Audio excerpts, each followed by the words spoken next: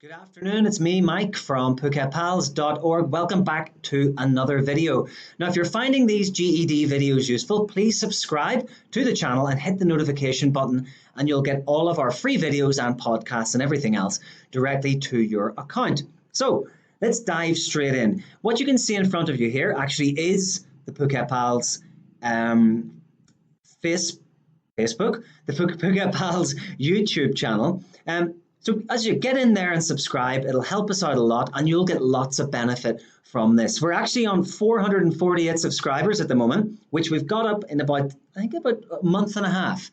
So we're trying to push for 1,000 subscribers by Christmas 2019. So if you can help us out, push to that point, that'll be much appreciated, and we can help out more people just like you to pass the GED test. Now, the main focus of today's video is about why choose the GED. Okay, this is a question that many students ask me, many customers actually who come into our school here ask me why should my son or daughter do the GED? What are the benefits of this? Well, I'm going to discuss with you the 6 benefits that GED testing service give on the GED.com website. Okay, so if you want to actually check this out yourself, you go to GED.com, and it's you can get it on the main page actually of the international page. If you're in North America, if you're in US or Canada, it might be slightly different, but I'm sure it's in there somewhere. There's a lot of crossover between the international and the North American site. So let's just dive straight into these, okay? Why choose the GED? You want a widely recognized higher secondary diploma from a trusted global company. Okay, so who is this trusted global company? Well, it's GED Testing Services. Okay, these are the part owners of the GED test. They've been working tirelessly, especially in the international arena, over the last 3 and a bit years to kind of wake up, let's say, many education ministries about the benefits that the GED diploma can give to their citizens. Okay, I represent GED here in Thailand. I'm a GED testing service partner. And I remember going to the international summit, the first international summit about must be 3.5 years ago now, in Bangkok. And this was the first time GED testing service had done this overseas. And they got their partners there. We had partners from Thailand, from Bangladesh, from China, from Myanmar, from where else? From Malaysia, Singapore, I believe, as well. And yeah, the whole trip has come such a long way in that time. And we're so happy that more and more countries internationally are recognizing the GED diploma. Like, we've got pathways going to Singapore, we've got pathways going to Malaysia, we've got pathways going to Germany, to the UK, to Switzerland, and these are all on the back of the GED diploma. And yeah, of course, like for everyone who's listened to this from North America, over 95% of US colleges accept GED as part of entrance. So GED is doing a good thing for many, many people, and we will keep promoting it and the benefits of it as we move forward. Okay, so yeah, if you want a widely recognized, high school equivalency diploma, GED is the world's number one. In fact, it's actually quoted by GED Testing Service that it's the world's most recognized high school equivalency diploma. So there you go. Why choose GED? You want to attend a university in your country or abroad. Okay, so this kind of links into this part of the website here. University acceptance, as we've already said. 97%, I apologize, of universities in the US and Canada accept the GED. Now, of course, the entry requirements vary from place to place, but you should be able to, get into some of the very best universities in North America with your GED if your grade average is high enough. And you'd need to combine that as well in with SAT test subjects and various other entrance requirements. But it just shows you that it can be done. There are alternative pathways to higher education for sure. Internationally, you've got Bangladesh, you've got a host of universities and colleges there. Thailand, as you say, all the top universities in Thailand and all their best international departments accept GED as part of the entrance requirement, including the biggest ones like Chulalongkorn, Mahidol, Thammasat, and all of those are in Bangkok. Also, Australia and New Zealand are now jumping aboard the good ship GED. There's lots of Australian universities now accepting, and a few in New Zealand as well. This is a big bright spot, getting New Zealand and Australia on board. We've got Malaysia, lots of good colleges, universities in Malaysia, Nepal as well, and in the UAE. So it's kicking off globally. GED is kicking off globally. It's come such a long way in the last few years. And here at Phuket Pals, we're very proud to be part of that movement, and we're going to keep pushing for that to happen. Next point, why choose the GED? The university you want to attend has an upcoming registration deadline, and you need to get your exam results and transcripts quickly. Well, GED is one of the best tests for this. After you finish your GED test, you will get a digitally encrypted diploma and transcript within a day, usually. And the vast majority of universities now accept it's called a blue ribbon PDF, I believe. It's digitally encrypted, and it can't be copied. So it's as good as the real thing. It's as good as the parchment or the hard copy itself.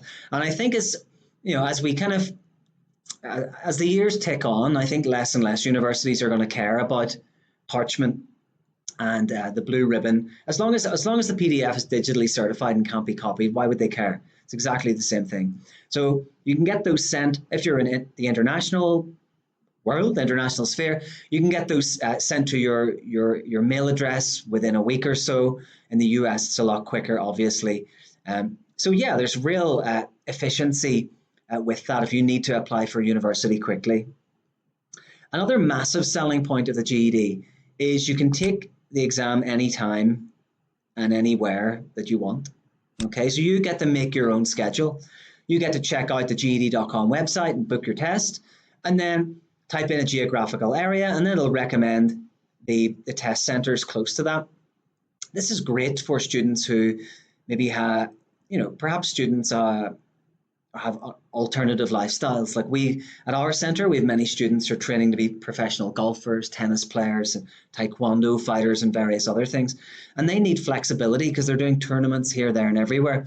So they can actually book their tests anytime they want, anywhere they want. And they study with us, of course, but it just adds that really nice bit of flexibility into people's lives. Because if you compare it to, for example, the British system, you have to do your IGCSE test at 16 on certain dates. There's only twice per year you get the option. Same with A-level, IB as well. Like SATs as well lack as much flexibility as GED. So GED gives you that extra layer of flexibility, and it also means that you have more chance of meeting university deadlines for applications because you can do the GED anytime. You don't have to wait for a specific date. Okay, next one. Why choose the GED? You want the most affordable and flexible program out there. Well, GED is very good value for money. It's $75 per subject area.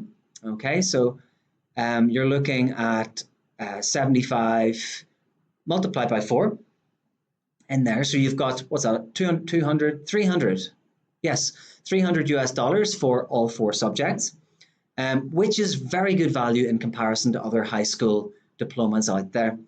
So yeah, get it done. It's also much more flexible, as we've said before, about choosing your own location, choosing your own time to do the test, and all the rest of it. Okay, the final point why you should take GED, according to GED.com, is that you're ready to take the first step to achieving a fulfilling career of your dreams. And this is certainly true. Students who get through their GED diploma, to pass, just to give you an idea, it's marked from 100 to 200. If you get a 145 average over the 4 subject areas, then you have a diploma pass. If you get a 165 average over the 4 subject areas, you've got college ready. And 175 average over the 4 subject areas is college ready plus credit. So if you're in North America, then if you got a 175 average, you'll actually get into university and have credits already because of your high GED score.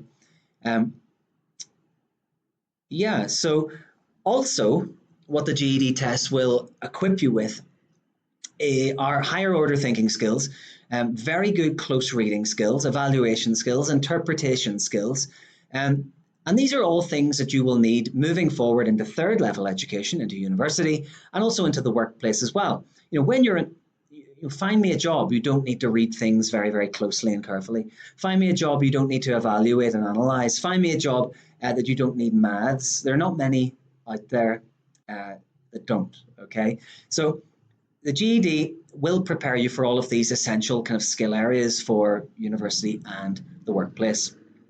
So anyway, they're GED testing services, 6 reasons why you should take the test. So what I want to do next is kind of just jump in here to show you a little bit more about the subjects. I've been talking about these 4 subject areas. Maybe you don't know what they are.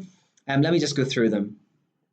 There's mathematical reasoning, reasoning through language arts, social studies, and science. And another element of flexibility in the GED test is you don't have to take all 4 on the one day. You can take one day, you can wait a week, take another one. Again, you have total flexibility over when you do these subjects. And many students that we have here at Phuket Pals, maybe they're strong in maths and science. So they'll study with us in our programs for maths and science, and then they'll take those tests and pass, and then they'll do another course for RLA and social studies, maybe a month course, and take that and then pass those as well. So you have total flexibility that you don't get with other tests. So you can work at your own pace. It suits people who are working mums or working fathers, and people who have jobs, or it adds flexibility for all people's lives. Okay, so here's the maths test. In there you've got basic maths, geometry, basic algebra, graphs, and functions. Notice here you don't have to memorize formulas. You actually get a formula sheet to use on the exam. This differentiates GED from many, many tests as well. In my opinion, too many maths tests make you memorize long lists of formulas that you'll use pretty much once and then have to forget. This type of rote learning is no longer necessary in the world. And you'll see in all of the GED subject areas, it mentions you don't need to memorize. Especially the younger generation coming up, think about it, or even ourselves, as adults these days. We've got Google, we've got other search engines, Bing or whatever. We don't need to memorize lots of things. Those days are gone. We can just type it in and it pops up, even in the workplace. So, memorization, it's something. It's kind of belongs to bygone days. And what GED is trying to do is focus more on critical thinking and improving your reading skills and all of that, as opposed to just repeating something like a parrot. So the maths test is in 2 parts. You have a calculator, but it's on the screen. You can't bring your own calculator in, just so you know that. So make sure, if you have a tutor or if you go on to, make sure you find out via Google or whatever how this online calculator works. It might look a little bit different to a calculator you've used before, so make sure you're familiar with it before you do the test, okay? It's 115 minutes in the maths test, and you get no break. So just be prepared for that. You can still go to the toilet or, if you want, but it's called an unscheduled break. So your time will keep ticking on the computer. So it's quite long. So make sure you've got plenty of snacks and all of that before you go in. You can't take the snacks into the exam room, by the way. Next is reasoning through language arts, which is English reading and writing effectively. You've got lots of grammar in here, mechanics. You've got lots of reading of informational passages, of literary passages. You have to do things like draw conclusions, infer, show understanding, and various other things. Also, there's an essay at the end called the extended response. In there, you have 2 passages, and you have to analyze them both, and then decide which of them is which has the stronger argument. You have to evaluate and think which has the stronger argument here, and then you have to say why that is, and write about 500 words for it. Students struggle with this, to be honest. If you go to the Phuket Pals YouTube channel, you'll get there are playlists for all these subjects, including the extended response. So get in there and have a play around, and they're all free. So why not? Tell us what you think as well.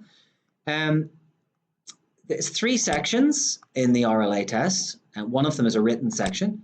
The rest are multiple choice with drag and drop, select an area, and drop down questions. It's a epic 150 minutes for this, and you get a 10-minute break between parts 2 and 3, and then 45 minutes for the written essay. That's the extended response at the end. And you can see it's $75 US as well. Social studies test is next. It's applying social studies concepts really to things like graphs and charts, having a look at data, using reasoning to interpret information, again, reading closely and interpreting information. Again, notice you don't need to memorize the capitals of countries or dates. Okay, so again, just like the maths test, memorization is not what they're looking for in this test. So many students make this mistake. They start going through a test prep book for GED and just looking at the content itself and kind of memorizing, the people who were involved in the War of 1812 or the Revolutionary War and the dates and the months and everything else. You don't need to do that. You do need to know when they were, and you need to know kind of where they were in relation to each other chronologically. So I always advise students to do kind of timelines for US history for this test, but don't try to remember all the dates or all the generals or all the battles. There's no point. But do have a kind of an awareness of them and the names themselves and maybe the significance that they had. That's important because you might have to apply these concepts to a question. There's one part in this, and it's all multiple choice. You have an on-screen calculator as well. There's little bits of maths. It's pretty easy though. 70 minutes, no breaks, okay? 75 USDs as well. Then the final bit is the science.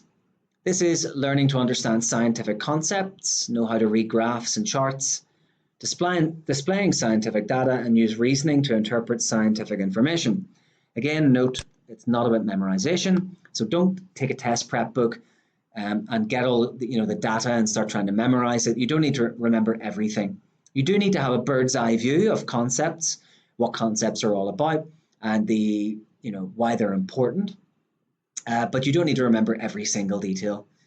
That's important. And also don't learn the whole periodic table of elements. You don't need to know all that, but you do need to recognize names and symbols of key elements. Okay, so don't learn the whole thing, but the kind of key elements in there. Again, if you're not sure, you can ask a tutor about that if you're not sure, or just as long as you do enough practice papers, you'll see what's needed in there. The science is one part. Again, you've got the on-screen calculator. It's 90 minutes, no breaks, and 75 USDs. Okay, now if you're interested in finding out a bit more about these, you can take a free sample test for each subject. And if you want to know where to access this, you can see up here, ged.com/en/curriculum/ and you can kind of get a little kind of taster of each subject in here. It's quite good. And yeah, that's about it. Okay, so we'll just nip back to the Phuket Pals YouTube channel. If you find this video useful in any way, please subscribe to the channel and help us hit that 1,000 subscribers. Also hit the notification, and yeah, please get into our YouTube channel. There's loads of free videos for every GED subject, so enjoy and leave plenty of comments. Also tell us any other videos you want us to do, and we're more than happy to help. Okay, so that's it from me, Mike, from PhuketPals.org. Thank you and have a good day.